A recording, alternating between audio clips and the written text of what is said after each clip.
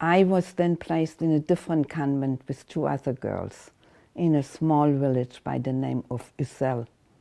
I did this. I didn't really learn because after a while we were more treated like a maid, so we didn't have to go to church anymore, whereas originally we did. The nuns, some were nice, some were not so nice, and at that point we got ID cards, false ID cards. From Margot Günther I became Marguerite Gautier, and I was born in Alsace. It's kind of awkward, but somebody had to come. It was also the same person who went hiding with us, who usually came to bring the ration cards and pay every month. 1 month nobody came, and the nun said, if nobody comes, we cannot keep you. When she came back the next month, we said, what happened? That somebody was supposed to come, a young man, and he got caught by the Germans. And before they killed him, he actually ate all the papers he had on him. And this is how we were saved at that point. So I cannot stress enough how these young French Jewish people put their lives on the line in order to save children.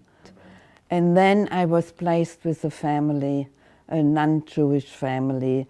He was a scoutmaster. That's where the scouts came in again. They obviously needed a maid and they were willing to take a chance. I'm sure he knew there was something fishy because I couldn't walk out of the house and I couldn't do their shopping or anything.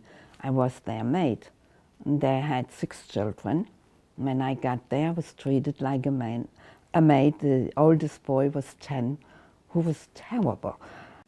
In 1944, in the spring of 1944, when the Germans realized they were losing the war, they became, in that area in France, very vicious. They went from house to house. They came to our house, and I was hiding in the attic, and I was lucky that it didn't come up. I was with this family until the war ended. And then the children's home started opening again, and I went to a scouts home again where we had children, little and older. And that boy that was so miserable at first, he was the one that cried the hardest when I left. And he took me to the train station.